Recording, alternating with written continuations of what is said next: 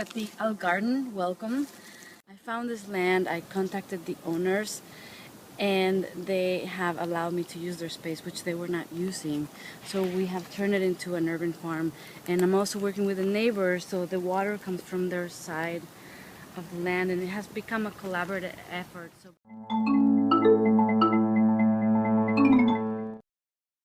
we go to the supermarket and we may think that we're buying healthy food by buying fruits and vegetables and even organic food, but the reality is that we just don't know what has gone into that produce. It may be that they have a lot of chemicals that have been used to grow them in fertilizers. There's a lot of herbicides, there's a lot of pesticides that are being sprayed with all kinds of stuff that we don't know what they can cause to our health. The other reason why it's a really good benefit is because by not contributing to that industrial agriculture, we are reducing our carbon footprint, because the production of food today, it requires so much oil, from tilling the land to the tractors that are being used to all of the chemicals, as I mentioned before. All of that is made from oil, and so we have to think of like, what is the sustainability in that? So, and then from there it goes to a packaging place where it gets packaged in plastic and transported to the cities, where it's kept in stores that have a lot of energy being used to keep this food from spoiling. And then we go to the store to buy it, we bring it back to the refrigerator. By the time that whole process goes, so much energy has been used, and the quality of the produce that we're using has been, this plant has been harvested like a week ago maybe, or even longer, so the nutrient has decreased. The value of the nutrients has definitely been diminishing as the plant travels along. So it's good to have a connection where like we harvest right from our garden and we can ingest that, and it's a much healthier, dense, rich, flavorful produce that we are eating. And we also have a connection with our garden, with seasons. You know, we get to understand, we've lost that connection and understanding when different things grow in different seasons in different places. So this helps us to remember that tomatoes are only in season for a certain part of the year, and then we have other plants for the winter, and then we have other things in the spring. And so adjusting our diet to connecting to the seasons, connecting more to what nature is intending for us to be paying attention. But the plant doesn't grow just on anything. We have to provide nutrients to the soil that can easily be made from the scraps on our food, building our own compost, and the scraps from the plants. You know, with that we build our own compost, we feed that to our soil, and then the soil in turn feeds us.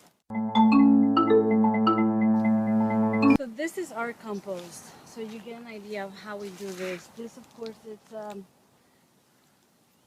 maybe larger scale than what you can do in your garden, but this can be scaled down. And what we do is we have this pile over here that has all of the grass cuttings and all the green dry stuff from the garden.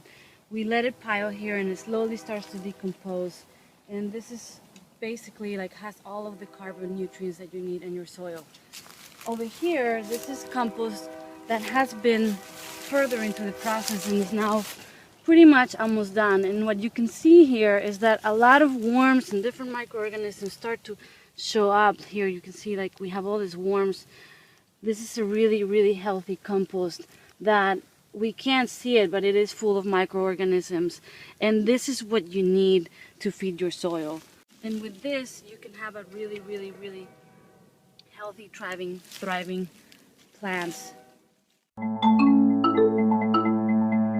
So vermicompost is the process of doing composting with worms. And this is my worm bin right here. It doesn't take much space. And how it works is I put in all of my food scraps from my kitchen. Only food. There's no greens that go in here. So you can see I put all of my food scraps, eggs, onions, etc. It all goes in there. And what happens is that all of the worms then come and eat all of this stuff. So you can see underneath this that it is full of worms. And this does not smell at all. It's totally contained, and the worms just basically come around, eat all of this food, and then what is left over is this black stuff, which is basically all of the droppings of the worms, and is the best compost that you can have. This system that I have is very handy because it has a spigot over here, so all of the leftover comes out, and I just have to turn it on, and I get this fabulous juice, which is basically all of the droppings from the worms. Some worms come out sometimes, it's okay. And then I use this as my fertilizer. This is what I use to put in my plants. So it's the best fertilizer that one can buy. You can actually buy this at the store for very, very, very expensive prices.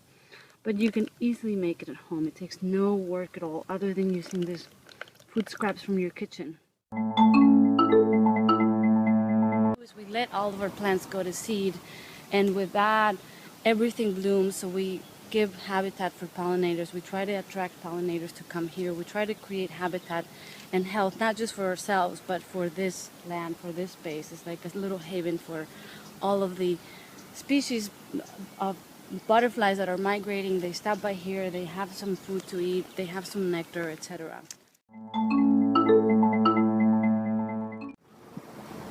And here we have a perfect example of a container garden.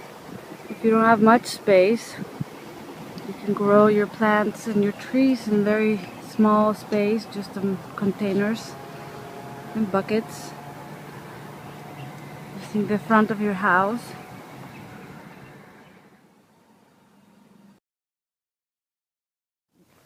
Even if we don't have a big space like this to grow food, having one small thing, like one herb that you can have in your kitchen window, in your patio, anywhere, that's one thing that you are connecting to, that you are seeing how it grows, that you are receiving the full benefit of the vitamins, and that you are not contributing to the energetic waste of having to go to the supermarket and buying that.